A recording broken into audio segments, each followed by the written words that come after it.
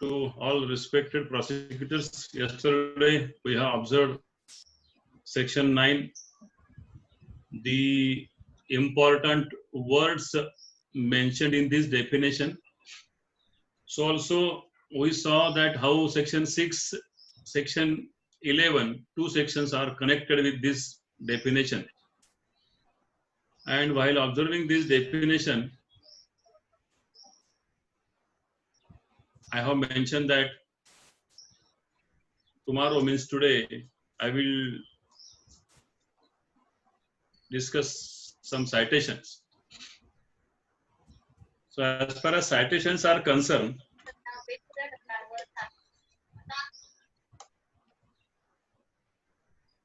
Pragan Singh versus State of Punjab, 2014, volume number 14, Supreme Court cases, page number 619. It is mentioned in the judgment, there is no reason to discard the identification even if it is made after 10 years. One more judgment, Vijay, son of Kishan Rao Mate versus the state of Maharashtra. The judgment is reported in 2016. All M are criminal, page number 3628. According to this judgment, identification of accused in court, delay of 10 years would not be fatal.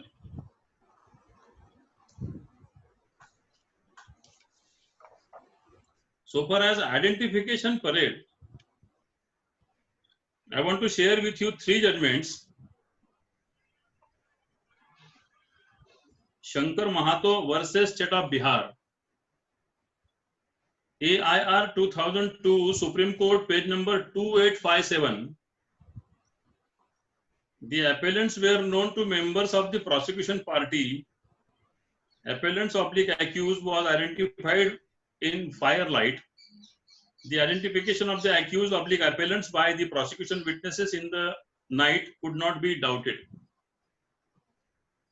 Second judgment, Chittarmal versus State of Rajasthan. This judgment is reported in AIR 2003, Supreme Court, page number 796. The assailants belongs to the same village and were known to the witnesses injured in the incident. Considering this fact, it was held that the accused persons had caused numerous injuries to the witness and therefore he had abundant opportunity to identify them even if there was no light. And third judgment, Kantilal versus State of Gujarat, reported in AIR 2003, Supreme Court, page number 684. A witness stated that he had seen the accused on the date of incident at about 8 to 8:30 p.m. in the house of deceased.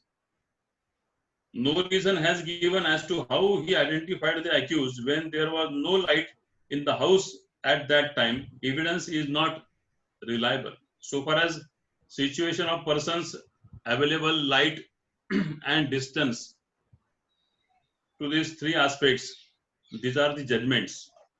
And now I am discussing with you two significant judgments, important judgments so far as our duties are concerned. As we are conducting chief examination, sometimes we have to conduct cross-examination according to the provisions of section 154, permission of section 154, subsection 1 of Indian Evidence Act. And sometimes if any area is open for explanation arising out of cross-examination of opposite party, then for appropriate examination, the re-examination which is directed by section 138 of the Indian Evidence Act, direction of re-examination. So while examining witnesses, while conducting of chief examination, some elaboration is necessary of the facts which are mentioned in the previous statement. Previous statement means not only statement under 161 of CRPC, any previous statement of the person previous to the deposition, FIR may be previous statement, or any statement in writing may be previous statement. Chandrasekhar Suresh Chandra Bhatt versus State of Maharashtra, and Ishar Singh versus State of Andhra Pradesh. Ishar Singh judgment is reported in AIR 2004 Supreme Court page number 3030. According to these two judgments, the party who is conducting chief examination may elaborate the facts in the course of examination of the witness by asking questions. No need to say that such questions shall not be leading questions. And what I mean by leading question, we will see after the piece of elaboration of judgments. Just I will go there. If any fact is mentioned in FIR, it is mentioned in FIR that accused has given me, accused advance filthy words towards me. And as we are conducting case, and one of the section is section 504 of IPC. As we are conducting a matter, one of the section of section 294 of IPC, or we are conducting case of section 509 of IPC.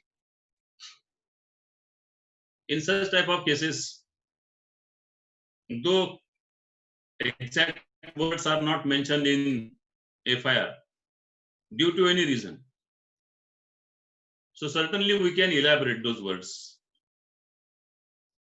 If those words are not mentioned in statement under 161 of CRPC, I know that there may be question in the mind of various prosecutors that how one can elaborate the situation which is not exactly mentioned in section 1 in statement under 161 of CRPC. At this juncture, I am not stating that the fact which is not at all mentioned by the witness, you may elaborate it. Elaboration means something must be there, and you are elaborating that the thing which is mentioned in his previous statement in writing. So 161 CRPC statement also, this rule is applicable there also.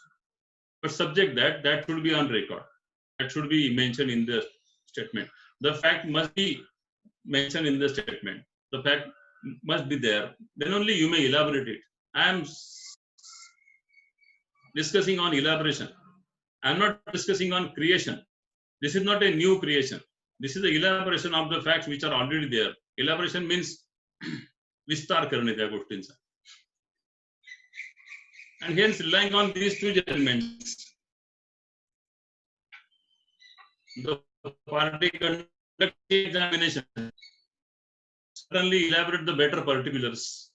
It is my request to all the participants that please these two judgments. I know that time I have judgment in my previous speeches also, but right now also I will request all my participants that my friends that please go through Chandrasekhar Suresh Chandra Bhatt versus State of Maharashtra and Ishar Singh versus State of Andhra Pradesh. These two judgments are by Honorable Supreme Court. Please go through these judgments and elaborate the facts whenever necessary. Do not hesitate. Do not think that as I am elaborating it, whether it may amount to omission and contradiction. There is no question of omission and contradiction. For appropriate understanding of omission and contradiction, just we will go through explanation of section 162 of CRPC.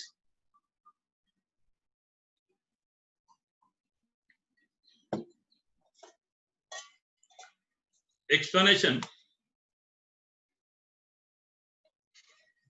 of Section 1 of CRPC says,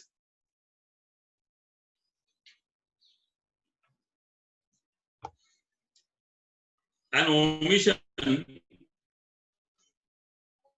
to state a fact पुढे जास्त गार freezer मध्ये ठेवते. or circumstance in the statement referred to in subsection 1. Now, so far as subsection 1 is concerned, as subsection 1 is mentioned here, so subsection 1 is related with statement of witness recorded by the investigating officer in the course of investigation under section 161 of CRPC. Under section 161 subsection 1 of CRPC, it is very clearly mentioned that person, the provision of section 161 is very clear.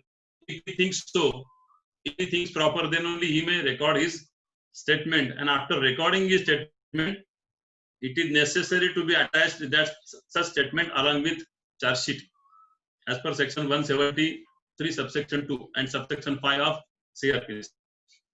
Friends, we are at the explanation of section 161 of section 162 of CRPC. An omission to state a fact or circumstance in the statement referred to in subsection 1. Omission to state a fact or circumstance in the statement referred to in subsection 1, if the fact is not mentioned to the investigating officer, as not mentioned, it is not appears at the statement. An omission to state a fact or circumstance in the statement referred to in subsection 1, if it is so, may amount to contradiction. But when? If the same appears to be significant and otherwise relevant, having regard to the context in which such omission occurs, and whether any omission amounts to a contradiction in the particular context, shall be a question of fact. So first of all, please go through this explanation. Every omission is not amount to contradiction. Omission, if it is significant in the context, then only such omission amounts to contradiction. So there is difference between omission and elaboration. Omission means not stated. Elaboration means stated and you are elaborating it. And hence, as it is necessary to explain these two judgments, because we are observing section 9. And section 9 says about explanation. Section 9. Facts necessary to explain or introduce relevant fact. So far as explanation is concerned, I discussed this issue. Now, so far as introduction, facts necessary to introduce. So whether the word introduce is used. Introduce word is mentioned in section 142 of Indian Evidence Act. 142. Leading question. So far as leading question is concerned, subject of leading question. Now I am discussing with you section 141, 142 and 143 for the word introduce in connection of section 9 of Indian Evidence Act. Section 141 says leading questions. Any question suggesting the answer which the person putting it wishes or expects to receive is called a leading question. Now please see the words and the connection of the words in this section, in these sentences. Any question suggesting the answer which the person putting it, means which the person putting the question wishes or expects to receive is called a leading question. So there must be a wish of the person who is putting the question. There must be expectation of the person who is putting the question to the witness that such and such answer is expected. He wishes the specific answer. Then and then only the question is called as a leading question. Section 142 says when they must not be asked. Leading questions must not, if objected to by the adverse party, be asked in examination in chief. I am reading this line once again. Leading questions must not, but when? If objected to by the adverse party, be asked in examination in chief. Though be is used prior to ask, be asked, but must not word is there. So must not be asked. Leading questions must not be asked in examination in chief if objected to by the adverse party, first part, second part now, or in re-examination except with the permission of the court. I am reading this line once again. Leading questions must not be asked in an examination in chief or in re-examination if objected to by the adverse party except with the permission of the court. So permission of the court is necessary. Now the question of if objected to by the adverse party. Second part, the court shall permit. Now shall, word use shall. The court shall permit leading questions as to matters which are introductory or undisputed or which have in its opinion been already sufficiently proved. Now so far as though there are three aspects: questions introductory, undisputed, or which have in the opinion of the court been already sufficiently proved. So far as our discussion is concerned, so far as relation with section 9 is concerned, introductory questions, though the questions are leading in nature, party may ask. The court shall permit leading questions as to matters which are introductory. So certainly introductory questions, though they are leading questions, they may be asked in the course of chief examination. And section 133 says when they may be asked, leading questions may be asked in cross-examination. When the witness is under cross-examination, there is no embargo for leading questions. I am reading second para of section 142 once again. The court shall permit leading questions as to matters which are introductory or undisputed or which have in its opinion been already sufficiently proved. So as word introduction is mentioned in section 9, facts necessary to explain or introduce a fact in issue or relevant fact. Introduce a fact in issue or introduce relevant facts if the questions are introductory in nature. Just we observe section 142, second part of Indian Evidence Act. According to that provision, word use shall, but we have to satisfy the court that this question is introductory in nature. Then and then only court may use shall and may permit the party to ask leading question.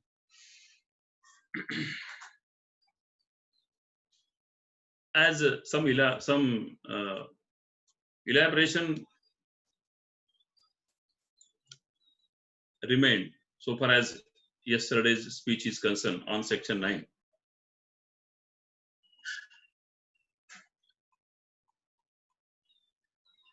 So I have given this part of my speech on that section.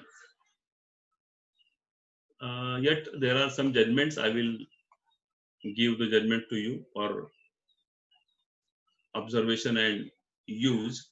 State of UP versus Sukhpal Singh. The judgment is reported in 2009 All-Mark Criminal, page number 3773. This judgment is of Honorable Supreme Court. Then one more judgment. Kunjamun alias Unni versus State of Kerala.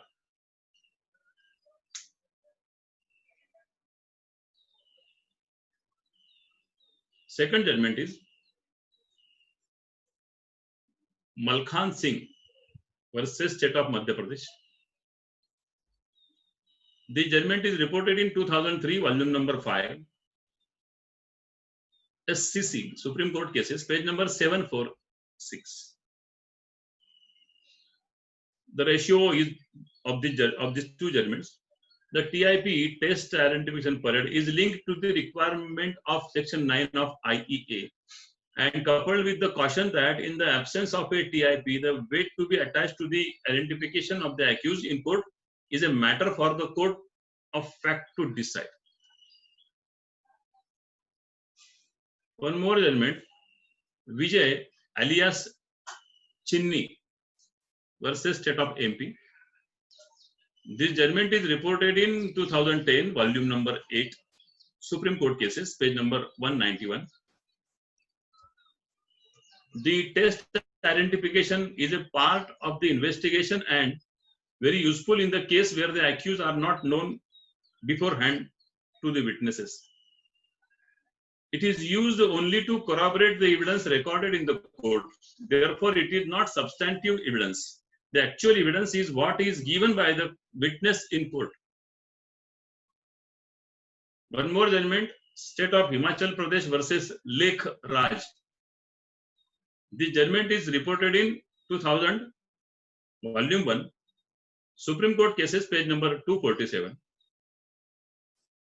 TIP is a rule of prudence which is required to be followed in cases where the accused is not known to the witness or complainant.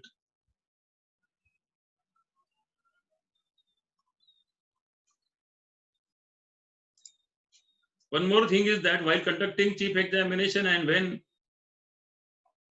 test identification parade was conducted by the investigating agency and the report is on record. So in such circumstances, please go through section 291 capital A of CRPC.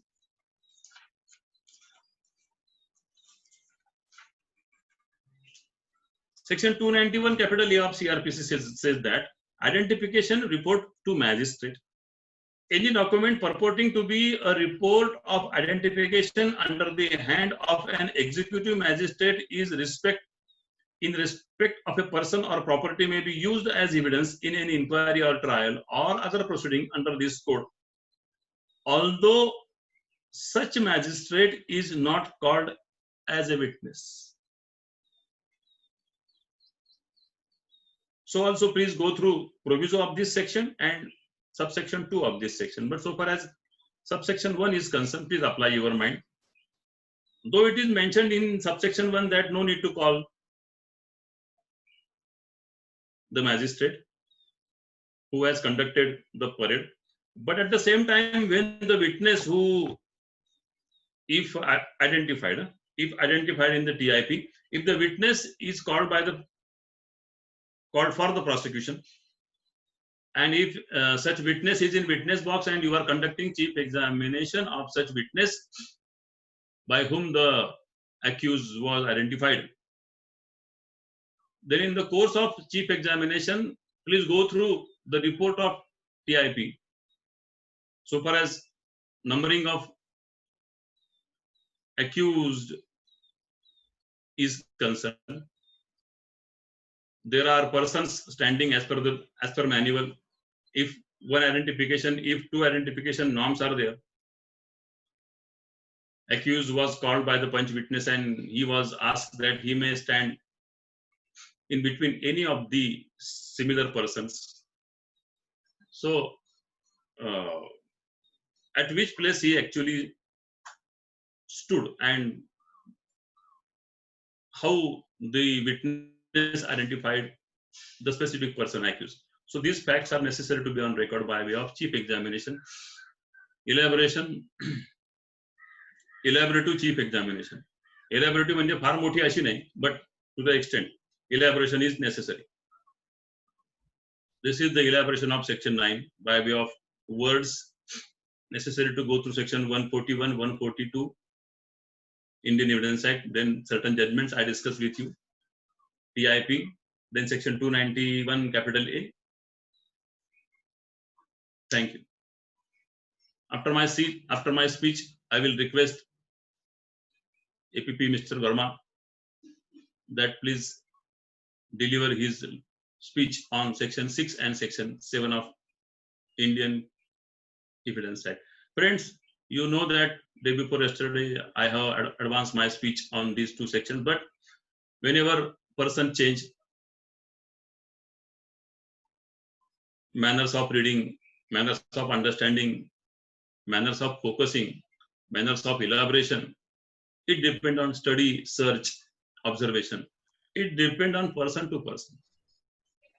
So it is my request, already I requested that please come forward to deliver speech. It's a good platform for we people. And nowadays, as we have time, to please spend your time reading, writing, write, read, understand, discuss. Please go through the case laws and come before to deliver lecture. Thank you.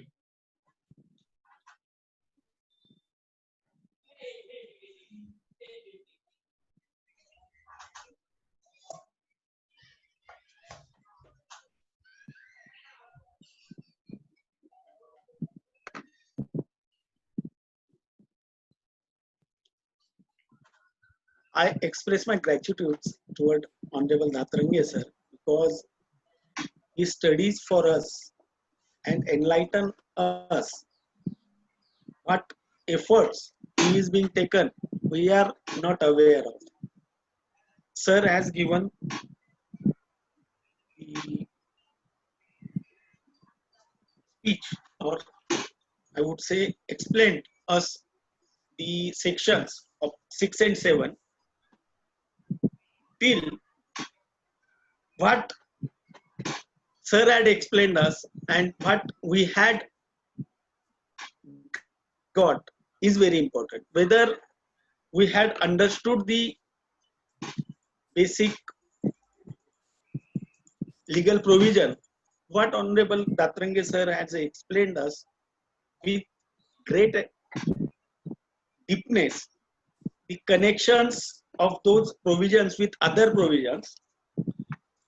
Also, the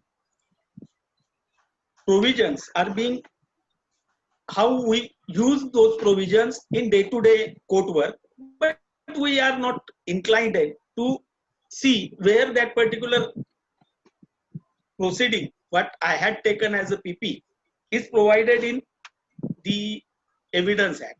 So on that particular point, sir is kind enough to guide us. Their guidance is always with us. He had directed me to share what I had taught, what I had gained from his teaching, that I would just share with all my respected colleagues. First of all, we are having the webinar on the Evidence Act. Evidence Act is better known as the Lex Fori or the law of court. You see, all other acts, CRPC or IPC, may be taken use of by other authorities also.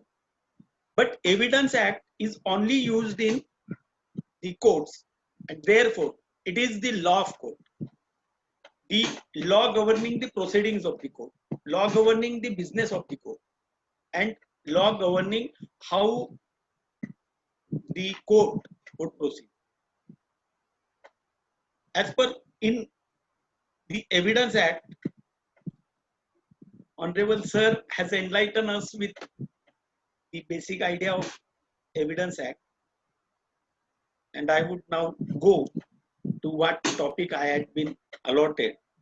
That is section 6 and section 7. Before going to section 6 and 7, I would request all kindly think or kindly take a guess and put before your eyes the target board which is being used by the shooters, the archerians. The target board is that a circle, a dark circle, a small dark circle is at the center of that board, and other two circles or three circles are surrounded to that particular dark circle. In professional, that dark circle is called as bullseye, and the others are the point of target. If any shooter, for example, targets or his arc or his bullet hits in that particular bullseye, he get all the points. If his bullet is hit in the other circle or circle immediately to that particular bullseye, he will get some less marks. I am putting this to all of us in context of the facts. Please see, the bullseye or that dark circle in the center is the fact in issue, and other circles as they are connected are the relevant facts. So not only the fact in issue is important for us, but relevant facts are important to prove the fact in issue, and it is the part and parcel of that particular target or that particular proceeding which we conducted today. So I would use that particular target board to use in this Evidence Act. The bullseye is the fact in issue. The first circle, second circle are the relevant facts. Now, there is no act. It may be a crime or it may be our pursuit. There may not be any act which would not be connected with other act. Even though we are going to, means the ladies, or in lockdown we also used to cook the food in our kitchen. For cooking the food, we take utensils, we take the atta, we take the जी काही भाजी असेल तिला कापतो वगैरे. All this is a transaction of what? Cooking. आम्ही जेवण बनवतो, एक act. So but I mean to say, there is no act without certain other relevant acts. Acts connected to that particular act, though we are concerned with the fact in issue. We target the fact in issue to prove. But at the same time, we prove that fact in issue with the aid of the relevant facts. If, for example, I would give a case of 324, the charge reads as the accused at so and so time, so and so date, so and so place, by assaulting the informant injured, caused him hurt by beating him with a iron rod or say stick. This is the that much fact in issue. But whether only that fact of issue had occurred? No. In this, in connection to this fact in issue, it must have been happened that the accused must have been approached to the victim, or victim may have approached to the accused. there must be some exchanges of words between them. There must be some cause for them, for the accused, to assault him. All these are the relevant facts. For example, in this case, the FIR must read as की या वेळी मी घराच्या बाहेर बसलेलो असताना किंवा मी घरात असताना आरोपी आला, त्याने जोरजोरात आवाज देऊन मला घराच्या बाहेर बोलवलं, अरे बाहेर ये. त्यानंतर त्याने सांगितलं की तुला आज मी सोडत नाही, असं म्हणून त्याने मला माझ्यावर काठीने माझ्या हातावर डोक्यावर मार. त्यावेळी माझ्या घरातून माझी पत्नी आणि मुलं बाहेर आले, मी आरडाओरडा केला, ते बाहेर आले. इतर शेजारी जमले. इतर शेजाऱ्यांनी आणि माझ्या पत्नीने आरोपीला विनंती केली की तू मारू नकोस. All these are the connection of the fact issue. The end of the beginning point of the offense was that the accused was out of his house going towards the accused the victim house. He called out victim, he assaulted the victim. The wife and other neighbors requested the accused not to assault, not to beat. All are relevant facts. Though those facts are not fact in issue, as we are the trial is going to be for whether the accused has voluntarily caused the harm. And by use of these facts, we would prove that accused has committed the crime. The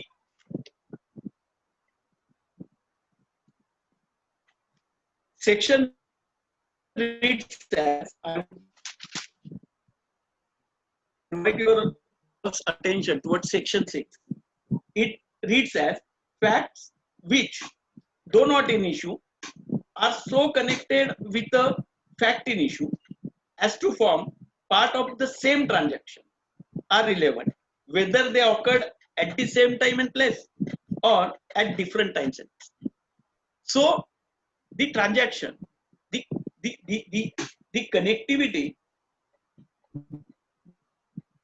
is necessary.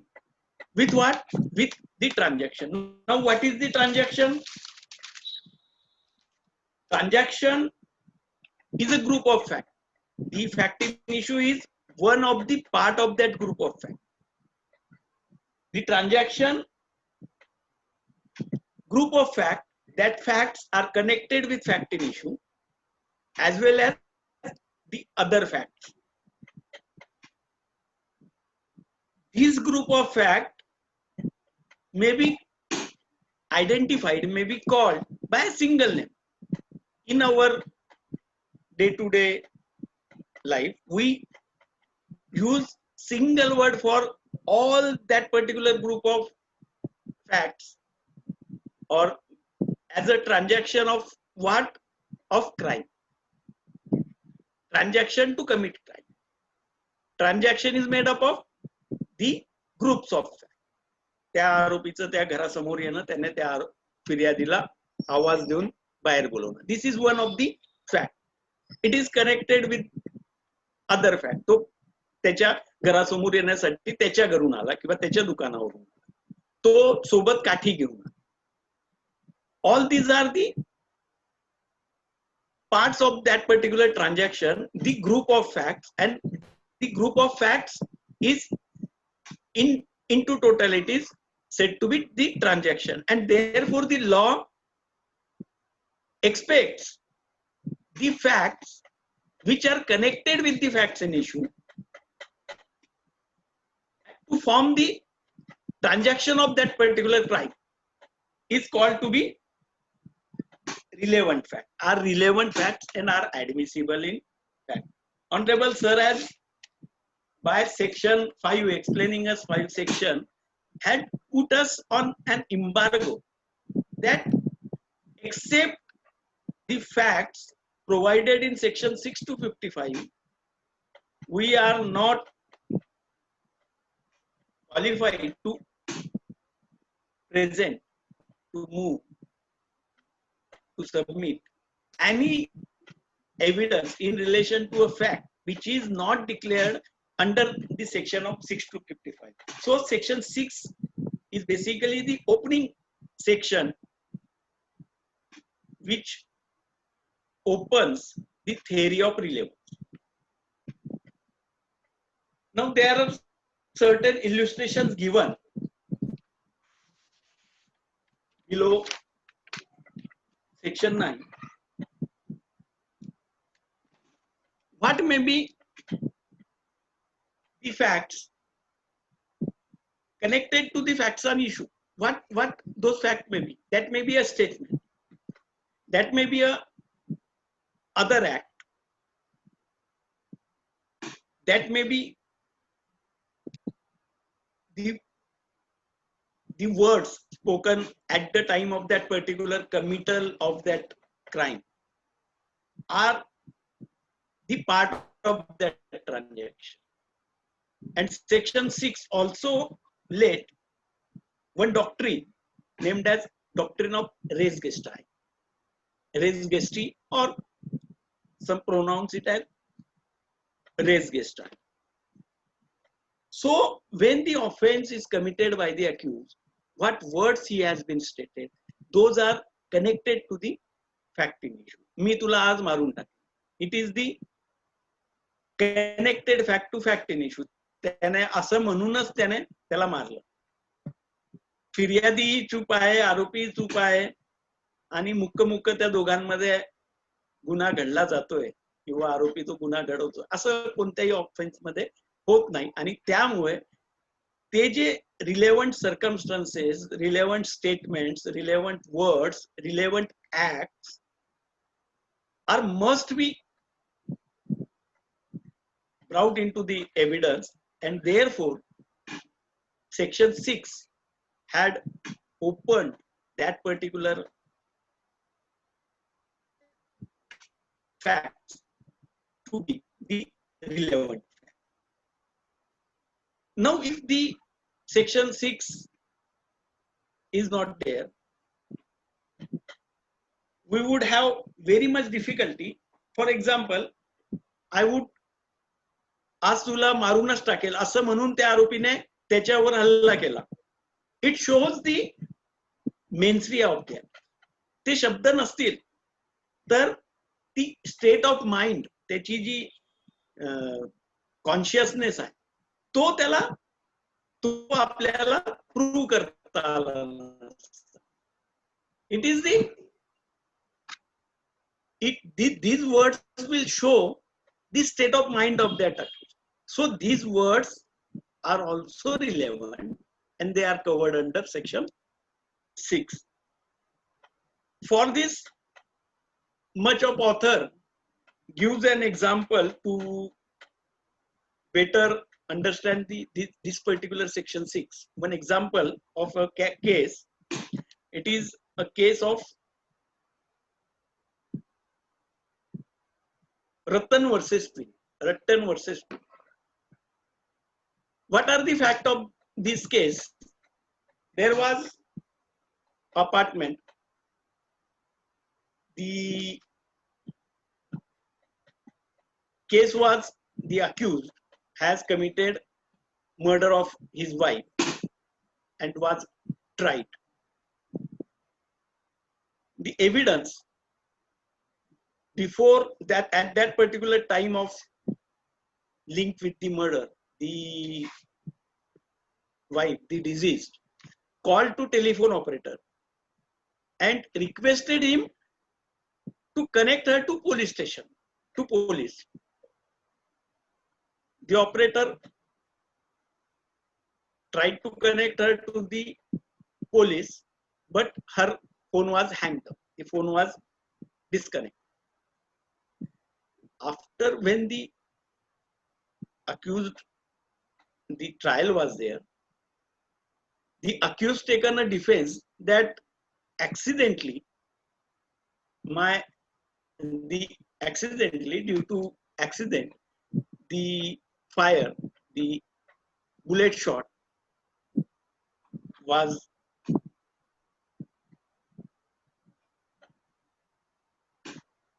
that particular accidentally he shot the bullet, and therefore he defended himself that he was not having any motive or anything, but it was an accident. It was a mere accident. Now, what the court held, that the fact before minutes of the death of that particular lady, she called to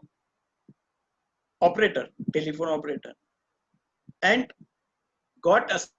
was tried to take assistance of the police by requesting him to connect her to the police. So the court posed with the question that if the fire was accidental, why the lady may have seek the assistance of the police. So that fact, the calling of the phone call made by that particular deceased lady, wife of the accused, to the cable operator, the telephone operator, and her statement that please connect me to the police, was found to be the part of that particular transaction of murder by accused, and was relevant fact under section 6, shown res gestae of the accused, and therefore the conviction of the accused was held. So these statements, they may be either of accused, maybe of victim, maybe of bystanders, other witnesses, are admissible in the evidence. Res gestae, the doctrine of res gestae is also said to be exception to hearsay evidence. So that's why the importance of res gestae to prove the fact in issue is very much important. Now, as usual, section 6 is connected with section 7, 8, 9 and so on. But section 6 is also itself of very much importance. Honorable Sir has given us the case law of Sukhar versus Uttar Pradesh.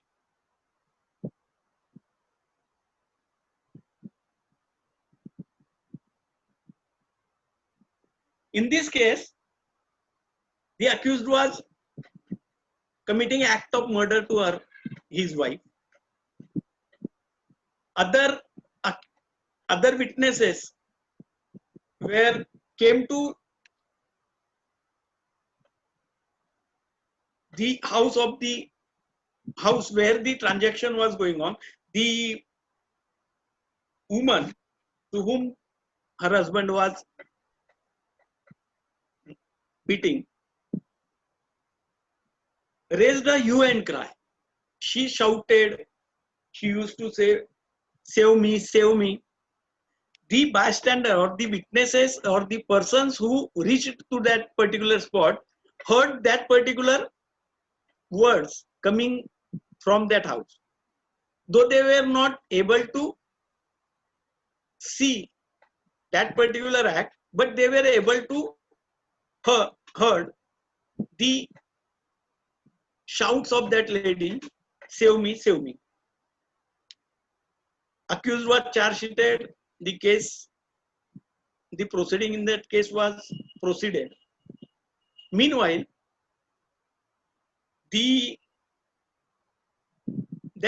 that murder was not committed. Only the lady, the wife, was not dead. She was alive, and therefore section 307 was charged against the accused, and that particular proceeding under section 307 was going on in court. But meanwhile, in that particular trial, that lady was died, and her evidence could not be recorded on behalf of prosecution. But the evidence of those persons, the witnesses, who reached to her house, who actually heard her hue and cry, were examined. It was the defense that they are hearsay witnesses as they have not witnessed the incident itself. But Honorable Supreme Court has said that shouting by the lady was part of that transaction, part of the act accused was doing. And therefore, though the witnesses had not the direct, they had not seen that particular act, but what these shouts emphasize that the act was going on, and therefore the evidence of witnesses was accepted and accused was convicted. Another case of it is a very good example, and sir had given the fact, the citation, the case law. It is of Javed Alam versus State of Chhattisgarh. What was the fact of this case? College था, लड़कियां break होने की वजह से बाहर passage में बैठी हुई थी, उनमें से 4-5 वो सहेलियां साथ में बैठी हुई थी। एक लड़की का जो बैग और टिफिन है वो रोड के किनारे पड़ा हुआ था। थोड़ी देर में एक जीप उधर से आती है, जीप बहुत ही फास्ट स्पीड आती है, उसकी कॉलेज बैग और टिफिन वो क्रश करके वो आगे चले जाते। तो ये लड़की पीछे से रुको रुको रुको रुको, वो आगे जाते हैं अक्यूज अलोंग विद जेड आलम, और वो फिर वापस आते हैं। ये लड़की उनके जीप के सामने खड़ी हो जाती है कि तुमने मेरा नुकसान किया है, उसकी नुकसान भरपाई मुझे दो। वो बोलते हैं कि नहीं नहीं, हमने तेरा कोई नुकसान नहीं किया, तू हट जा, नहीं तो तुझे इस जीप से मैं उड़ा दूंगा। वो लड़की हटती नहीं है, तो ये उसको जीप से क्रश कर देते, उसके सर से वो क्रश करके वो जीप वहां से चले जाती है। उसका ट्रायल में honourable supreme court has was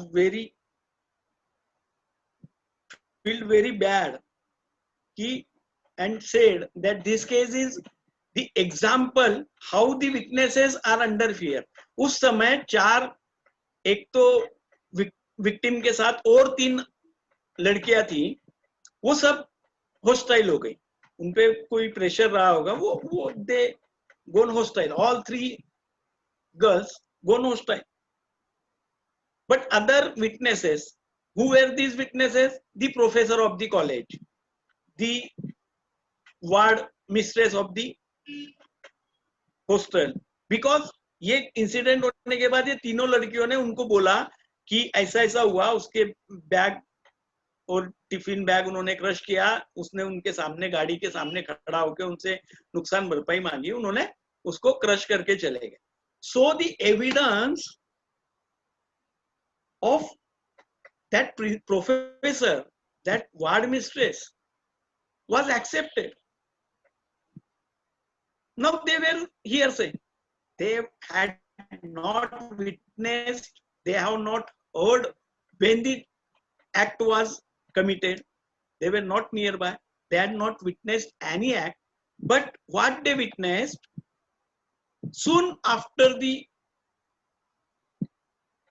murder of that girl, they gone, and soon after, within that particular short period, these girls stated to them that particular facts and material. So this is the best example that every statement is not hearsay. Though it may be hearsay, conviction may be based and that particular statements are part of res gestae, relevant under section 6, admissible under 6, and even conviction can be based on the statements of those persons. So Javed Alam is the best case wherein the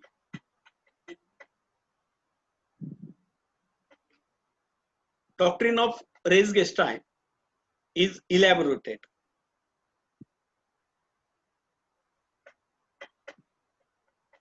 In the section, if we read the last part of the section, it says the fact should be connected with the transaction, but it is not necessary that those facts must happen at that particular time on. The section reads relevant whether they occurred at the same time and place or at different times and places. How? I just put one example that A is a person in Mumbai. B, C and D lives in other cities of Maharashtra, say Nasik, Buldana and Pune. B, C, D conspire to kill, to murder A. B finances the murder. C procures the weapon and they actually commit the murder. The conspiracy, the offense of murder was though committed by D at Mumbai, and though the other accused B and C were not present at the spot, till the transaction of the crime was began when the three accused conspired together. This is the beginning of the offense, and the end point of the offense is the murder of the A. Therefore, even though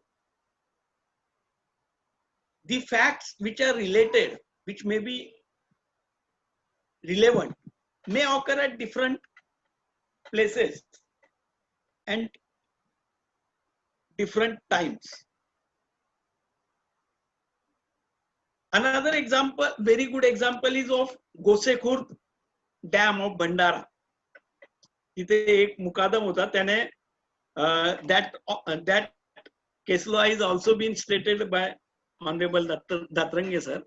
Sheshreddy Gopi Reddy Chaganti versus Maharashtra, Nagpur High Courtचा आहे. यात हा जो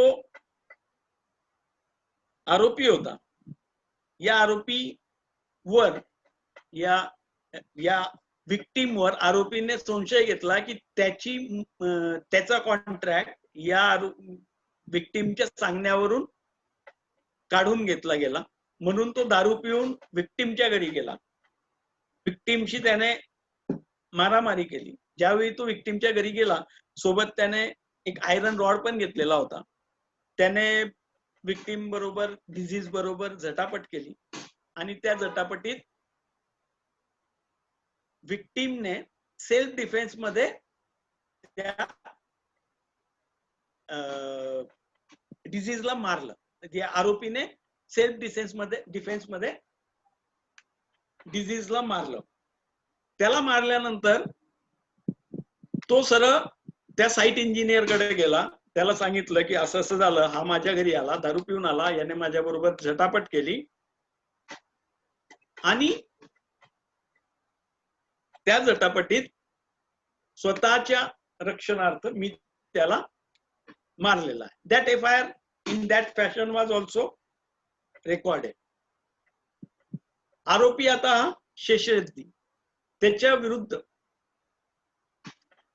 evidence प्रोसिक्युशनचे site engineers वगैरे site इंजिनियर्सनी ज्या admissions दिल्या की हो याने आम्हाला घटना घडता क्षणी येऊन सांगितलं की हा मयत त्याच्याकडे आला, त्याने त्याला ब्लेम केला की तुझ्यामुळे माझा कॉन्ट्रॅक्ट गेला आणि त्यामुळे त्याने माझ्या बरोबर झटापट केली आणि म्हणून मला त्याच्या डोक्याला मी 3 वेळा रॉडने मारलं.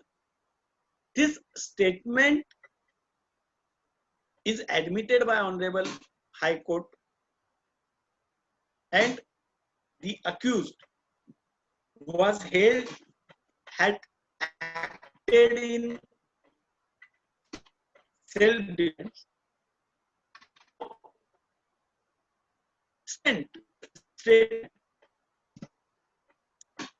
This statement was made by accused soon after the act of offense, and therefore that statement was made admissible. Another case is of Azad Nagar Dhule, police station Azad Nagar Dhule. It is case of Shivaji Vedu Saunke versus state of Maharashtra. यात आरोपीवर गुन्हा होता की त्याने त्याच्या पत्नीला जाऊन तिचं murder केलं. आरोपीचा डिफेन्स होता की ती जळाली, मी तिला वाचवण्याचा प्रयत्न केला. या केसमध्ये आरोपीला देखील 45% बर्निंग झालेलं होतं, त्याच्या हातापायाला बर्न्स झालेल्या होत्या. त्याने सांगितलं की मी त्या माझ्या पत्नीला वाचवायला गेलो, त्याचा हा पुरावा आहे की मी स्वतः 45% भाजलो.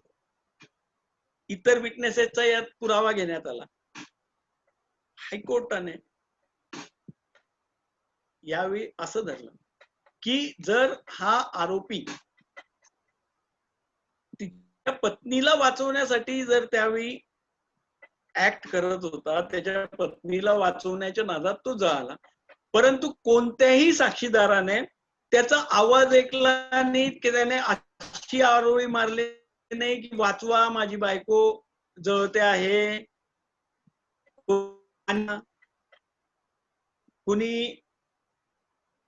कुणी पाणी आणा, कुणी तिला विझवा, असा कोणताही आरडाओरडा किंवा कोणतीही जोरात त्याने कोणालाही पुकारा केला नाही. आणि म्हणून या केसमध्ये मेहरबान कोर्टाने हेल्ड केलंय की the res gesti is very important.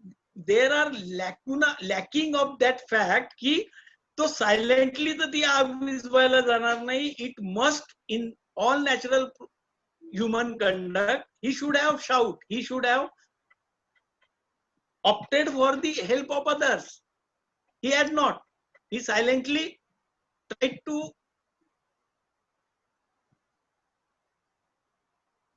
save his wife. So honorable court taken adverse inference, and here the accused was convicted.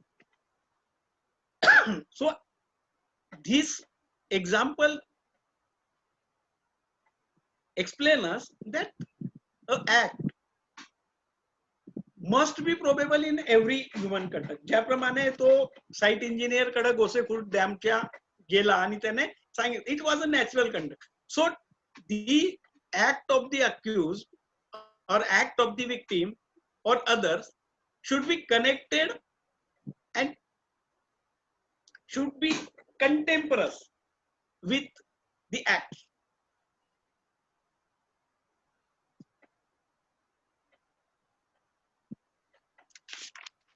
What the res gesti will also include statement झाले, त्याचे ऍक्ट झाले, ओरडला नाही ते झाले. It shows the act of the state of the mind of the accused. Now there is one also leading case, Queen versus Abdullah. आता या case मध्ये आरोपी डिझीज्ड मयत मुलगी ही तिच्या घरात तिचा गळा कापलेल्या अवस्थेत आढळून आली. तिला हॉस्पिटलाइज केलं. तिची आई तिच्या बाजूला उभी होती. हॉस्पिटलमध्ये इतर सर्व लोक हजर होते. तिच्या आईने या मुलीला सांगितलं की मी तुझ्या समोर एक एक नाव घेते, एक एक आरोपीचं नाव घेते एक एक व्यक्तीचं नाव घेते, ज्याने तुझा गळा कापला असेल त्याचं नाव आलं तर तू माझा हात दाब. आणि तिने एक एक नाव घेत गेली. या नावांमध्ये अब्दुल्लाचं जेव्हा नाव आलं त्या मुलीने तिचा हात दाबला. Honorable court has held that it was the part of res gesta. It was res gesta in fact. Though she was not able to state till by gesture, by certain gesture, statement can be made, and that gesture would also be admissible in evidence under the light of the doctrine of res gesta. FIR, the incident of Pune, त्या बस ड्रायव्हरने लोकांना चिरडलं होतं. Sorry, एका व्यक्तीने तिच्या वाईफचं मुंडकं त्या रस्त्यावरून नेलं होतं. FIR was lodged by the accused.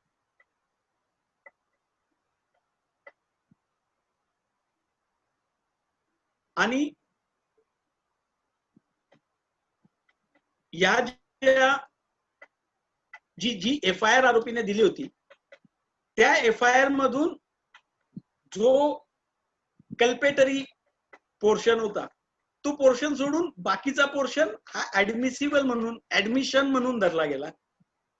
आणि त्याने जाऊन FIR देणं किंवा एखाद्या साक्षीदाराने तत्काळ जाऊन FIR देणं is also part of transaction or also part of res gesta. The accused may confess, for example, extrajudicial confessions. एखाद्या व्यक्तीजवळ त्याने जाऊन अरे माझ्या हातून याचा खून झाला, आता मला फाशी होईल, मी इथून पळून जातो. These extrajudicial confessions would be also part of the transaction, would also be showing the res gesta of the accused. The facts by which the accused has stated that particular statement will also be relevant facts under sections. The admissions given by accused, मी गुन्हा केल्यानंतर मी अकोल्याला निघून गेलो, त्या ठिकाणी अमक्या अमक्या याच्यात थांबलो. If the proximity of time of offense and absconding of the accused is close in the proximity, that fact will also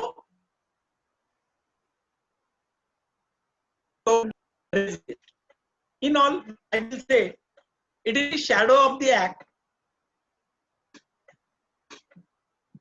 The under the light of section 6, the circumstances while the fact in issue is being committed, the group of facts connected with the fact in issue are made relevant under section 6, confirmed under the doctrine of res gesta. The admissions of accused, inculpatory portion of the statement, excluding culpatory, exculpatory, exculpatory statement, excluding inculpatory statement, are also covered under section 6 of Indian Evidence Act.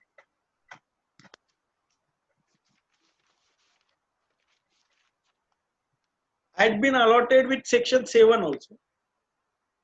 Section 6 would be also connected to section 7. Both the sections are interconnected. Section 7 reads as facts which are the occasion, cause or effect. Facts which are the occasion, cause or effect, immediate or otherwise, of relevant fact or fact in issue, or which constitute the state of things under which they happen, or which afforded an opportunity for their occurrence or transaction are relevant. In fact, I had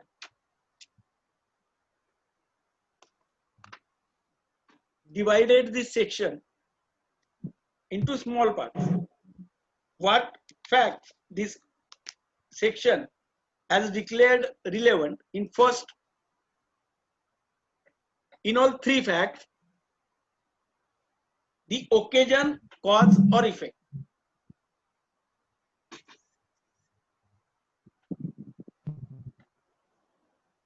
Other is state of things and occurrence. So in all five facts are being declared by this section to be relevant facts. These are occasion, cause, effect, state of thing and the occurrence.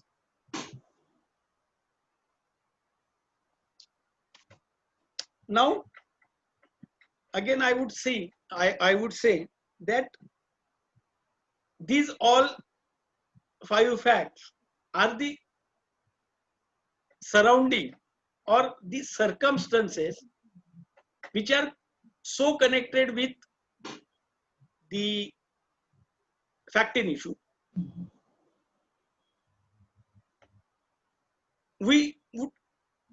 I would explain every relevant fact declared, that is occasion, cause, effect.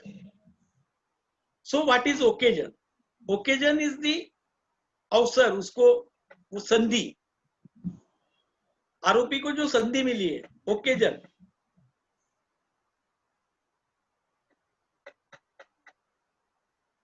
उसे occasion या उसको संधि कैसे मिली? For example, there is one case R versus Richardson. इसमें बहुत सी चीजें उन्होंने कवर की हैं. आर वर्सेस रिचर्डसन, इसमें एक लड़की का मर्डर हुआ है and accused was tried for her murder.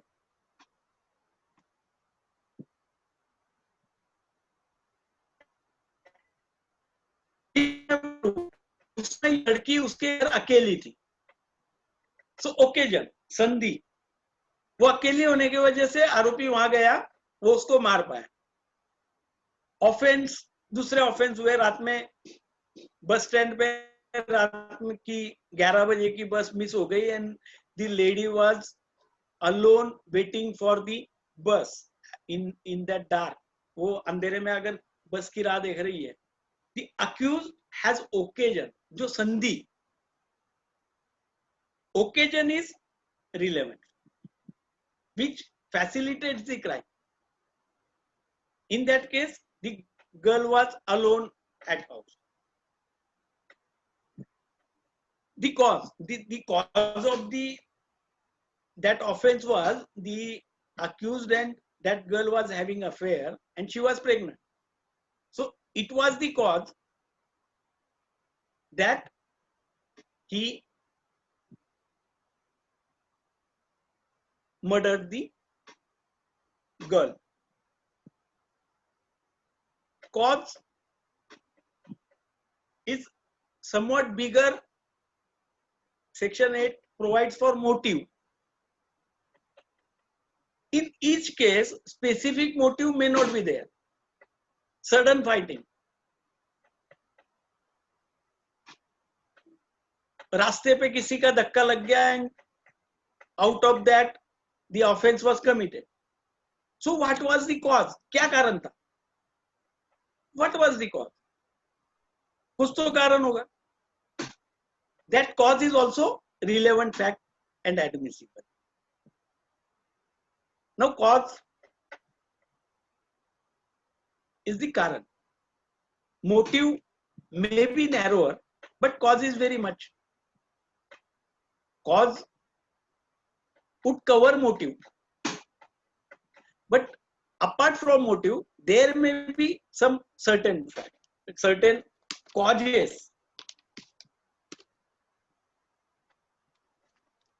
which may be there.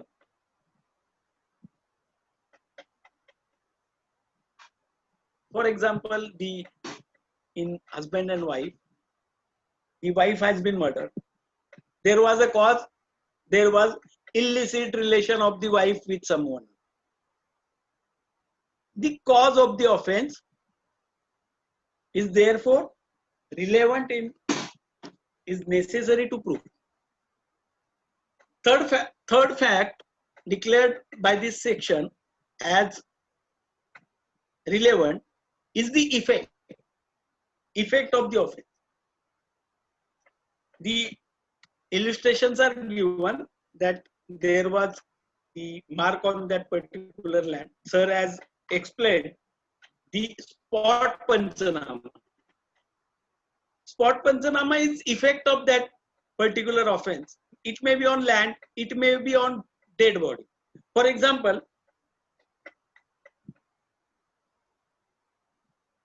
if a dead body is found in the lake, किसी तालाब में कोई डेड बॉडी मिली है, पोस्टमार्टम उसका किया है, पोस्टमार्टम में उसके पेट में पानी नहीं मिला, सो वेदर, तो इस केस में डूब के वो मरी नहीं है, सो उस बॉडी का इफेक्ट क्या हुआ? पॉइजन सिम्टम्स सर ने हमको बताया कि there are certain symptoms of poison. So effect on dead body, effect on that particular place, effect on other places, other things, such as चोरी करने आया, उसने पूरे पैसा ढूंढने के लिए या गोल्ड ढूंढने के लिए उसने पूरा घर में सामान बिखार दिया. This is the effect of that particular offense on that particular thing. Now, state of thing. What is state of thing? भाई आरोपी और मयत पति पत्नी थी. The relation between the accused and the deceased. There may be, they were classmates. State of things. What was the position? What was the connection between accused and the victim or the deceased or the person who has been injured? What were the connection? What was the state of things between them? There may be business transaction. There may be some money due from the victim or maybe from accused, and that's why the murder was caused. So the next fact stated by this section to be relevant, declared by this section relevant, is the occasion. And this occasion is my favorite. मुझे बहुत अच्छा लगता है occasion. इसको मैं एक line में describe करता हूँ, आ बैल मुझे मार, and that illustration is being given below this section, that the egg went to the fair with money, he showed the money to others and the robbery was committed. ये क्या है? Opportunity क्या है? The occasion क्या है? The opportunity we give to others to commit the offense. The occurrence, why the occurrence was committed? Because an opportunity was given. क्यों हुआ ये, ऐसा क्यों हुआ? Because मैंने चौक में खड़े रह के पैसे मैं गिन रहा हूं. It is one of the opportunity we give to, वो हमने आरोपियों को वो अवसर दे दिया, अरे मेरे पास पैसे है, you can commit the offense.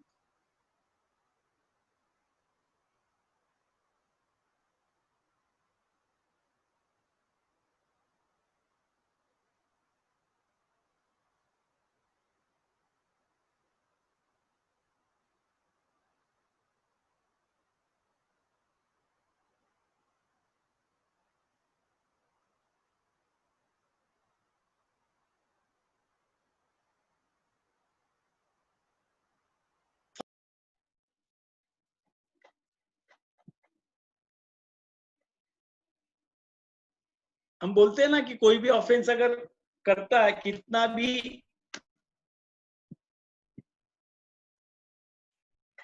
Intelligent offender हो, गुनाह करते वक्त आरोपी कुछ ना कुछ सबूत छोड़ जाता है. सेक्शन 7 इज दैट, जो कुछ ऑफेंस ऑफेंडर ने किया है या उसके जो निशान उसने छोड़ के गए, this is the evidence and these are the relevant facts under section 7. So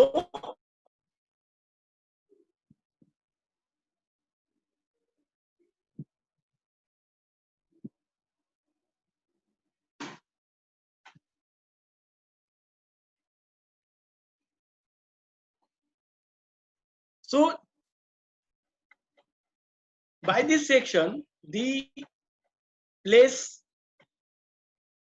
that particular effect on that place, why the offense, that cause, if there may be other causes, the chain of certain causes, एक बार दो बार, पुरानी दुश्मनी, जूना वाद, जूना विवाद, these are the cause and it is admissible.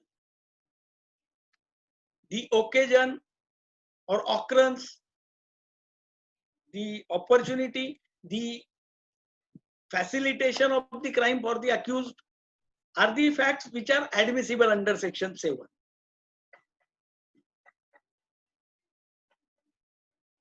The fingerprints, the evidence of fingerprints, the evidence of the sir has given one example of that particular accused.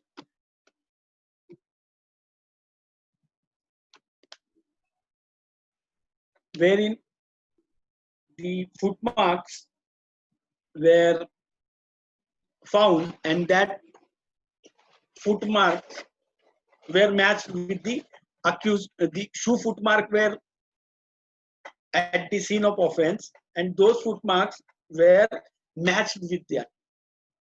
So those are the traces which can have the connection with the fact in issue. It may be all these facts are declared to be relevant facts and evidence of those facts can be given.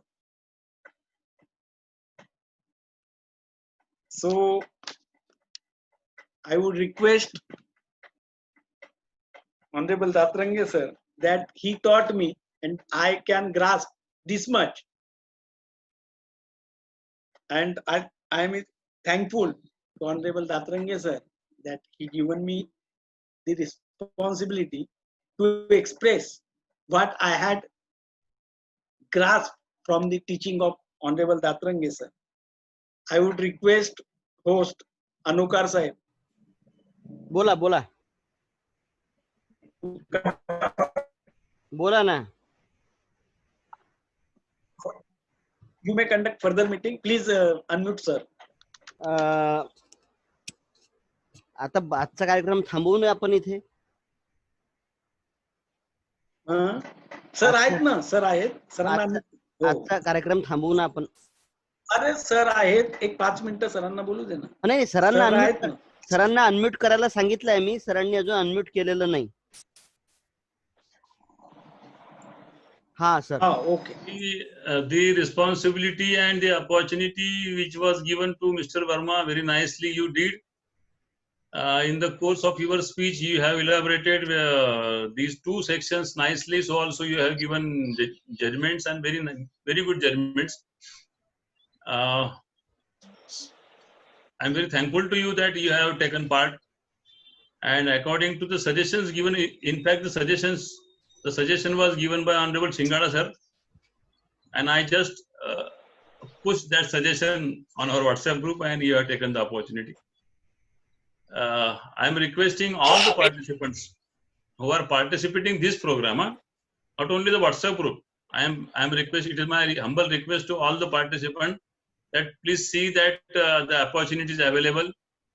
Mr. Verma has taken the opportunity and he discussed the SGST section 6, nicety of section 7, the parts of section 6 and 7 also, and judgments. So it is my request to all other participants, because a specific program I posted on our WhatsApp group. I have allotted certain sections to various participants. It's a good opportunity. Read again and again, write again and again, discuss the judgment, relevant part of the judgment, and please deliver your speech. So once again, it's my request. Thank you. Thank Mr. Verma that you have did nice. With kind permission of the participant. हा पाटील साहेब बोला. With kind permission of the Yes, I would like to share one of the, sir, Honorable Dr. Sir, I would like to share one of the recent judgment in respect of the section 9, sir. Very correct. Please. May I, sir?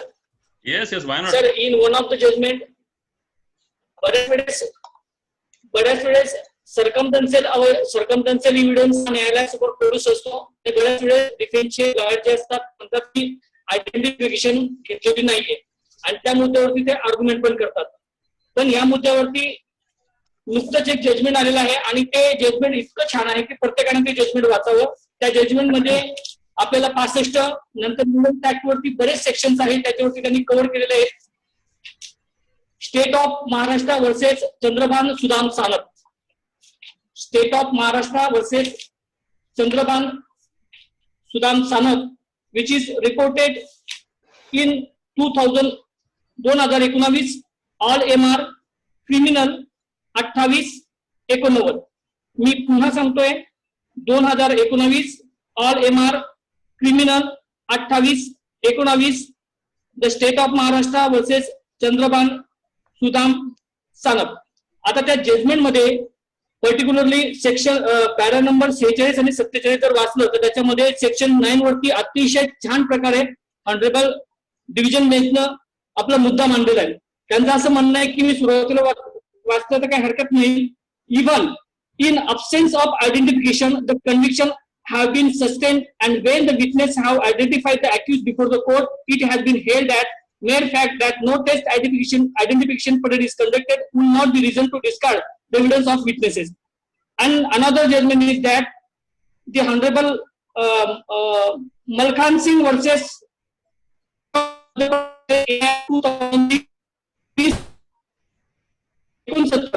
त्या judgement मध्ये म्हटलं की in this court clarifies that the test identification parade is not a substantial piece of evidence and hold a test identification parade is not a rule of law and rule of but a rule of prudence. So that identification of accused inside the courtroom at the trial at the time of trial can simply relied upon.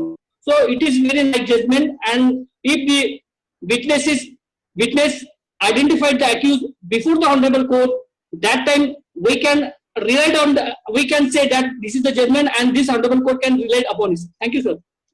Yes, very nice information. Thank you, Mr. Patil.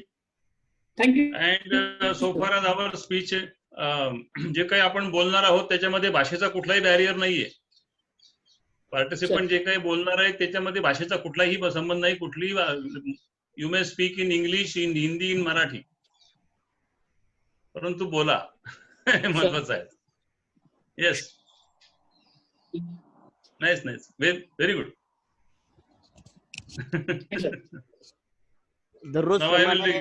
दररोज प्रमाणे आजही माननीय दातरंगे सरांनी आपल्या सर्वांना महत्वाचं मार्गदर्शन केलं आणि त्यांच्या सोबतच त्यांच्या प्रेरणेने अनिल सरांनी सुद्धा आज आपल्याला एव्हिडन्स ऍक्टच्या महत्वपूर्ण तरतुदीबद्दल माहिती दिली.